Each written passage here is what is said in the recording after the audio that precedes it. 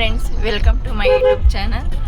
So ಇವತ್ತು after long time ಆದಮೇಲೆ ನಾನು ವಿಡಿಯೋ ಮಾಡ್ತಾಯಿದ್ದೀನಿ. ಸೊ ಏನು ವಿಡಿಯೋ ಮಾಡ್ತಾಯಿದ್ದೀನಿ ಅಂತ ಅಂದರೆ, ಇವತ್ತು ಹೊರಗಡೆ ಹೋಗ್ತಾ ಇದ್ದೀನಿ. ಮತ್ತು ಈ ಮನೆ ಶಿಫ್ಟಿಂಗ್ ಮಾಡೋದ್ರಿಂದ ಸ್ವಲ್ಪ ಬ್ಯುಸಿ ಇದೆ, ಸ್ವಲ್ಪ ಹೆಲ್ತ್ ಪ್ರಾಬ್ಲಮ್ ಇತ್ತು. ನಮ್ಮ ಹಸ್ಬೆಂಡ್ಗೂ ಹುಷಾರು ತಪ್ಪಿತ್ತು, ಮತ್ತು ನಮ್ಮ ಅಜ್ಜಿನೂ ಕೂಡ ಎಕ್ಸ್ಪೈರ್ ಆದರು. ಸೊ ಅದಕ್ಕೋಸ್ಕರ ನಾನು ವಿಡಿಯೋ ಮಾಡೋಕ್ಕಾಗಲಿಲ್ಲ, ಸಾರಿ. ಸೊ ಇವತ್ತು ಎಲ್ಲಿಗೆ ಹೋಗ್ತಾ ಇದ್ದೀವಿ ಅಂತಂದರೆ ಟೆಂಪಲ್ಗೆ ಹೋಗ್ತಾ ಇದ್ದೀವಿ. ಇವತ್ತು ಸಂಡೇ ಆಗಿರೋದ್ರಿಂದ ಮಾರ್ನಿಂಗ್ಗೆ ಟೆಂಪಲ್ಗೆ ಹೋಗೋಣ ಅಂತ ಹೇಳ್ಬಿಟ್ಟು ಹೋಗ್ತಾ ಇದ್ದೀವಿ. ಹಾಗೆ ಒಂದು ಫಂಕ್ಷನ್ ಇದೆ ಇವ್ರ ಕಡೆ ಹೊತ್ತು. ಸೊ ಅದು ಫಂಕ್ಷನ್ ಮುಗಿಸ್ಕೊಂಡು ಅಲ್ಲಿಂದ ಅಲ್ಲಿಂದ ಟೆಂಪಲ್ಗೆ ಹೋಗಿ ಹಾಗೆ ಇವರ ಅಕ್ಕನ ಮನೆಗೆ ಹೋಗಬೇಕು. ಸೊ ಇವತ್ತಿನ ಸಂಡೇ ಹಿಂಗೆ ಕಳೆಯುತ್ತೆ ಅಂತ ನಿಮ್ಗೆಲ್ಲರಿಗೂ ತೋರಿಸ್ತೀನಿ.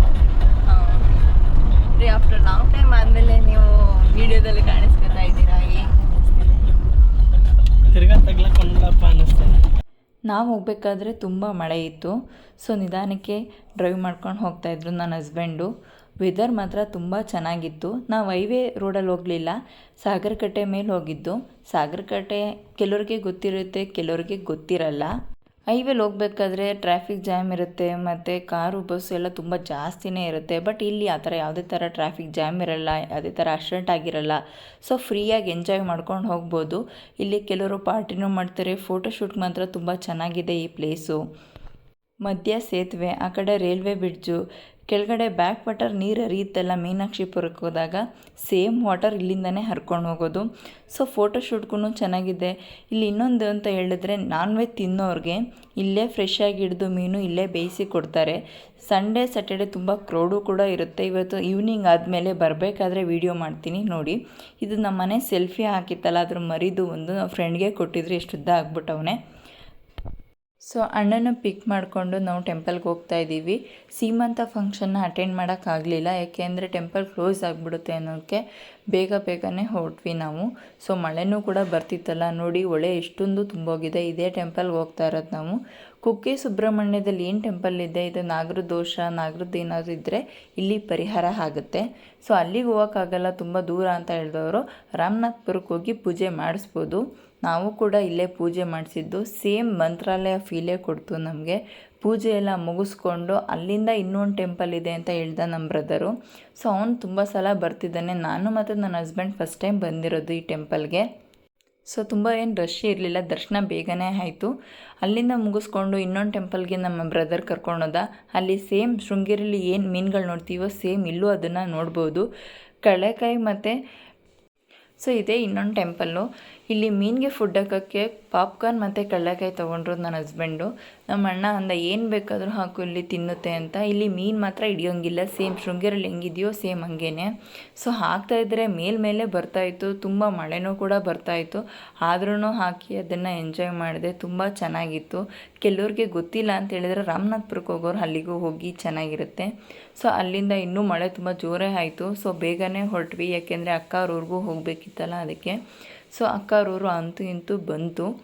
ಸೊ ಇದೇ ಅವ್ರ ಅಕ್ಕ ಅವರು ತುಂಬ ನಾಚ್ಕೋತಾರೆ. ಅದಕ್ಕೋಸ್ಕರ ನಾನು ವೀಡಿಯೋನೂ ಮಾಡಲಿಲ್ಲ, ಫೋಟೋನೂ ತೊಗೊಳ್ಳಿಲ್ಲ.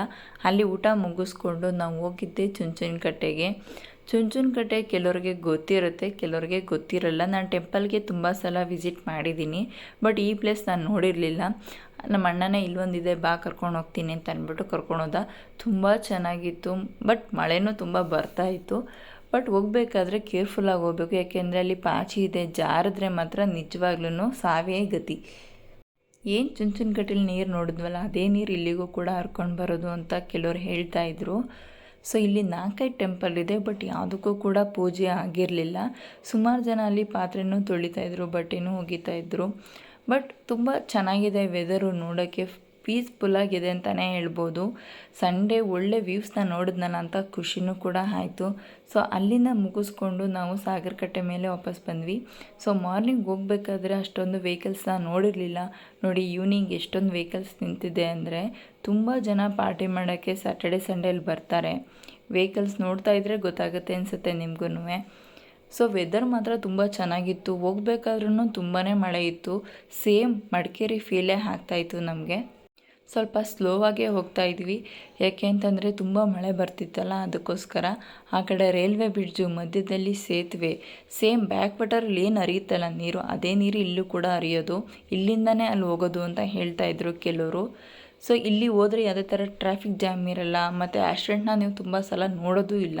ತುಂಬ ಪೀಸ್ಫುಲ್ಲಾಗಿ ಚೆನ್ನಾಗಿದೆ ವೆದರು, ಅದನ್ನು ನೋಡ್ಕೊಂಡು ಎಂಜಾಯ್ ಮಾಡ್ಕೊಂಡು ಹೋಗ್ಬೋದು. ಸೊ ಅಣ್ಣನ ಡ್ರಾಪ್ ಮಾಡೋಕ್ಕೆ ಅಂತ ಅವ್ರ ಮನೆಗೆ ಬಂದ್ವಿ. ಸೊ ಅವ್ರ ಮನೇಲಿ ತುಂಬ ಗಿಡಗಳನ್ನ ನೆಟ್ಟಿದ್ರು ಅವ್ರ ಅಮ್ಮ ಎಷ್ಟು ಒಳ್ಳೆಯವ್ರಂದರೆ ನಿಜವಾಗ್ಲೂ ತುಂಬ ಒಳ್ಳೆಯವರು. ಸೊ ಅವ್ರ ಅಮ್ಮ ಹೇಳ್ತಾಯಿದ್ರು, ಗಿಡಗಳು ತೊಗೊಂಡೋಗಿ ಸಾಕು, ಚೆನ್ನಾಗಿರುತ್ತೆ, ಬೆಳೆಯುತ್ತೆ ಅಂತ ಹೇಳ್ತಾಯಿದ್ರು. ನನಗೂ ತುಂಬ ಇಷ್ಟ ಗಿಡಗಳೆಲ್ಲ ಬೆಳೆಸೋಕ್ಕೆ. ಸೊ ಅದಕ್ಕೆ ವೀಳ್ಯದೆಲೆ ಎಲ್ಲ ಇಸ್ಕೊಂಡು ಬಂದೆ ನಾನು. ಸೊ ಅಂತೂ ಇಂತೂ ಮೈಸೂರಿಗೆ ಬಂದು ರೀಚ್ ಆಗೋ ತನಕನೇ ಸಂಜೆ ಆಗಿತ್ತು. ಮಳೆನೂ ಕೂಡ ಬರ್ತಾಯಿತ್ತು ತುಂಬಾ. ಎಷ್ಟು ಮನೆಗೆ ರೀಚ್ ಆದ್ವಿ. ಮನೆಗೆ ಬರೋ ತನಕ 6:30 ಆಗಿತ್ತು. ತುಂಬ ಮಳೆ ಬರ್ತಿದೆ ಮೈಸೂರಲ್ಲಿ. ಸೊ ಅದಕ್ಕೆ ನಿಧಾನಕ್ಕೆ ಟ್ರಾವೆಲ್ ಮಾಡ್ಕೊಬಂದ್ವಿ. ಸೊ ಈ ವಿಡಿಯೋ ನಿಮಗೆ ಇಷ್ಟ ಆಗಿದೆ ಅಂತ ಅಂದ್ಕೋತೀನಿ. ಇಷ್ಟ ಆದರೆ ಲೈಕ್ ಮಾಡಿ, ಶೇರ್ ಮಾಡಿ, ಕಮೆಂಟ್ ಮಾಡಿ. ಯಾರು ನನ್ನ ಚಾನಲ್ಗೆ ಸಬ್ಸ್ಕ್ರೈಬ್ ಆಗಿಲ್ವೋ ಅವರು ಸಬ್ಸ್ಕ್ರೈಬ್ ಆಗಿ. Thank you.